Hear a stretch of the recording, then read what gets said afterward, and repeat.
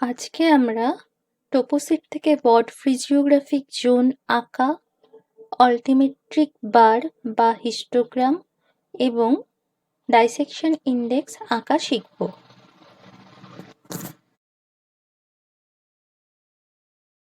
আগের দিনে আমরা সুপার ইম্পোজ প্রোফাইল ড্র করেছিলাম, যেখান থেকে আমরা দুটো ব্রেক অফ স্লোপের লাইন পেয়েছিলাম, একটা 400 মিটার এবং একটা 600 মিটার।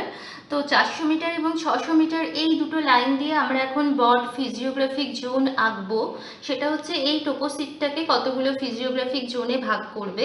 400 মিটার লাইনটা টানার জন্য এখানে আমি ব্রড ফিজিওগ্রাফিক জোন করার জন্য চক ব্যবহার করেছি, যাতে চোখের ওপর চাপ না পড়ে এবং চক একবার ড্র করে নিলে তারপরে মুছে দিলেই এটা উঠে যায়, কাজে টোপোশিট নষ্ট হয় না।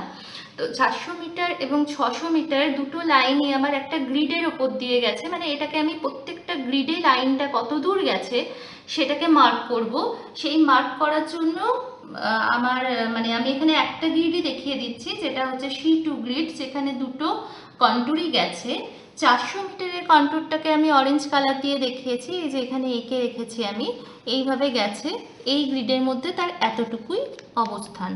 আর 600 মিটারের কন্টুরটাকে আমি পার্পল কালারের চক দিয়ে এঁকেছি এবং এই 600 মিটার এইভাবে গেছে। এরপরে এই যে আমি এইটুকু ছবি পেলাম, এটাকে আমি সেই স্কেল অনুযায়ী গ্রিড করে নিয়েছি আগে এবং গ্রিডে সেটাকে এঁকে নিলাম লাইনটা। এইভাবে প্রত্যেকটা গ্রিডের লাইনগুলো জুড়ে জুড়ে আমি একটা সম্পূর্ণ ছবি পাবো, সেটা ব্রড ফিজিওগ্রাফিক জোনকে রিপ্রেজেন্ট করবে, যেমন আমি এখানে করেছি এই যে এই ছবিটা।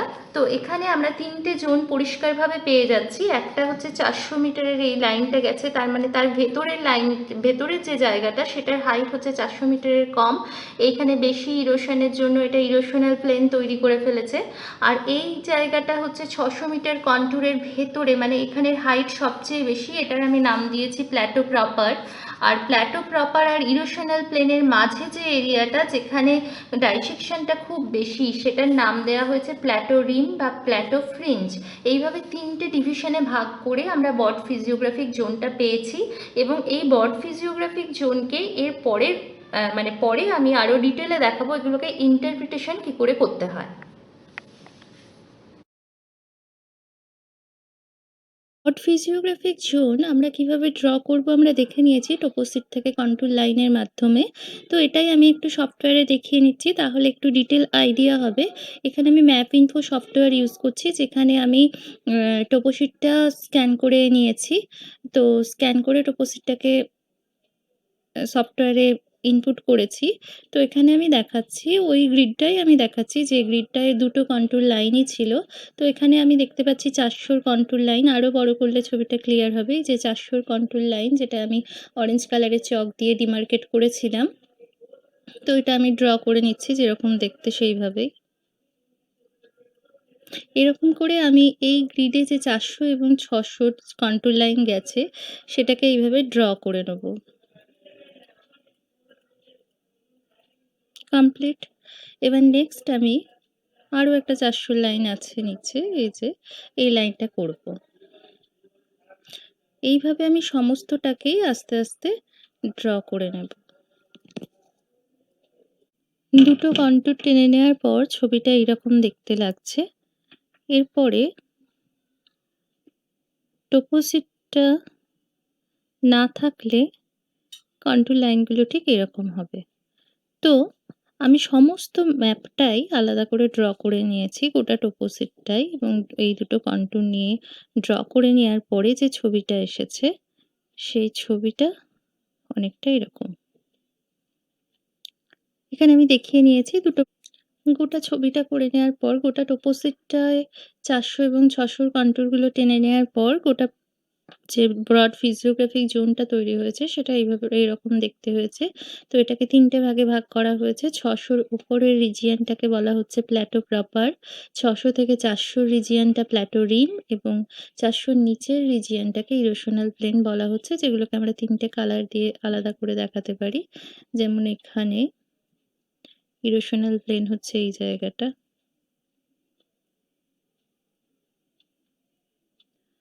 তাহলে এরপরে প্ল্যাটো প্রপারটাকে কালার করে নিই। প্ল্যাটো প্রপার 600-র ওপরের এরিয়া, সবচেয়ে উঁচু জায়গা। এখানে নর্মালি হাইয়েস্ট পিকগুলো অবস্থান করছে।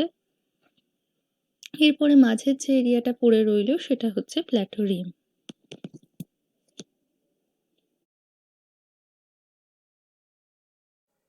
টোপোশিটকে আমরা 3টে ব্রড ফিজিওগ্রাফিক জোনে ভাগ করে নিয়েছি এবং এই ভাগগুলোকে ইন্টারপ্রেট করার জন্য আমাদের আরও দুটো ডায়াগ্রামের দরকার হবে। একটা হচ্ছে অল্টিমেট্রিক বার বা অল্টিমেট্রিক হিস্টোগ্রাম, আর আরেকটা হলো ডাইসেকশন ইন্ডেক্স। এই দুটো স্ট্যাটিস্টিক্যাল ডায়াগ্রামও আমরা বলতে পারি, যেটা ইন্টারপ্রিটেশনকে আরও মজবুত করার কাজে লাগে। তো অল্টিমেট্রিক ফ্রিকোয়েন্সি ডায়াগ্রাম, যেটা আমরা অল্টিমেট্রিক ফ্রিকোয়েন্সি দিয়ে করব বার বা হিস্টোগ্রাম, সেটা কি করে তৈরি করতে হয় সেটা জানার জন্য আমরা প্রথমে স্পট হাইটগুলোকে আইডেন্টিফাই করব। টোপোসিটকে গ্রিডে ভাগ করে প্রত্যেকটা গ্রিডে যে স্পট হাইটগুলো থাকে সেগুলোকে খুঁজে বের করতে হবে। তো আমি এখানে দেখিয়ে দিচ্ছি স্পট হাইট কিভাবে থাকে টোপোসিটে। একটা পয়েন্ট দিয়ে পাশে হাইটটা লেখা থাকে, যেমন এইখানে আমি একটা দেখতে পাচ্ছি 606 একটা স্পট হাইট। এই রকম টোপোসিটে প্রত্যেকটা গ্রিডে অনেক স্পট হাইট থাকে। সেই স্পট হাইটগুলোকে গ্রিড অনুযায়ী আইডেন্টিফাই করতে হয়। এছাড়া পিক পয়েন্টও দেয়া থাকে।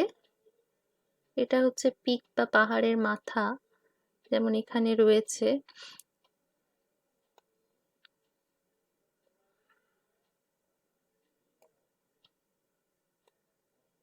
তো এরকম কিছু স্পট হাইট আমি পেয়ে যাচ্ছি। গ্রিড অনুযায়ী এগুলোকে আমি প্রথমে টেবিলে তুলে নিয়েছি।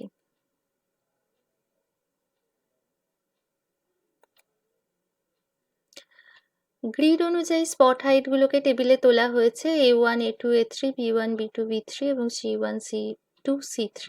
এদের স্পট হাইটগুলো আমি আইডেন্টিফাই করে এখানে লিখে নিয়েছি। তারপরে সেগুলোকে ক্লাসে ভাগ করে নিয়ে তাদের ফ্রিকোয়েন্সিগুলো বের করার পরে আমি অল্টিমেট্রিক বার ডায়াগ্রাম এঁকেছি। এই বার ডায়াগ্রামটার মাধ্যমে দেখানো যাচ্ছে যে এখানে 600 থেকে 700 মিটার হাইটের মধ্যে মানে স্পট হাইট এই উচ্চতার মধ্যে সবচেয়ে বেশি আছে।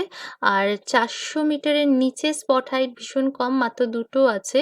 অর্থাৎ গোটা রিজিয়নটার মধ্যে অ্যাভারেজ উচ্চতা যেটা আমরা বলতে পারি সেটা হচ্ছে 600 থেকে 700 মিটারের মধ্যে ভ্যারি করছে। এরপরে আমরা ডাইসেকশন ইন্ডেক্সে চলে যাব।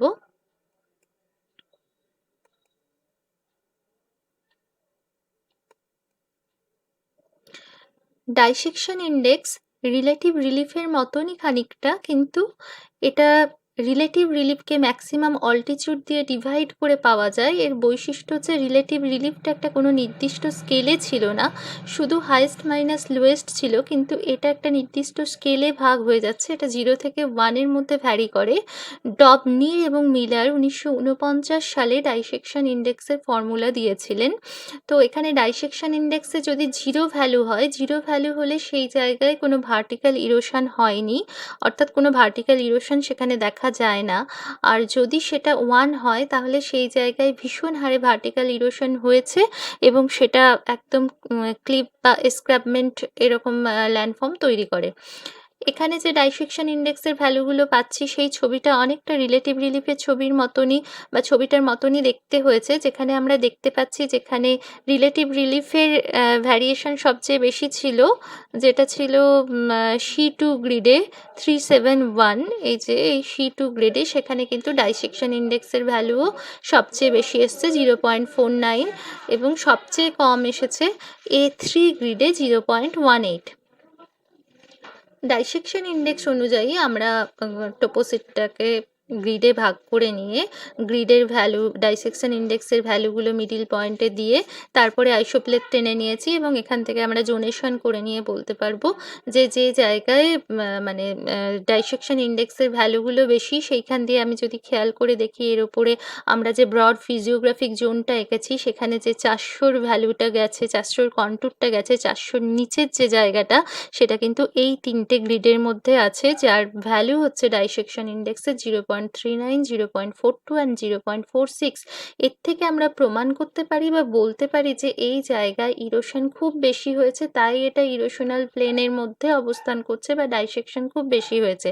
আর যেটা আমরাকে প্ল্যাটো প্রপার ধরে নিয়েছি সেই জায়গায় আমরা দেখতে পাচ্ছি ডাইসেকশনের মান কিন্তু খুব বেশি না, 0.18, 0.23, 0.28, অর্থাৎ এই জায়গায় যে ডাইসেকশনের ভ্যালুগুলো রয়েছে সেইগুলো কিন্তু এটা প্ল্যাটো প্রপার হওয়ার মানে আমরা যে প্ল্যাটো প্রপার হিসেবে সেটাকে আইডেন্টিফাই করেছি তার প্রমাণ হিসেবে আমরা এই ভ্যালুগুলোর মান দেখে ইন্টারপ্রেট করতে পারি।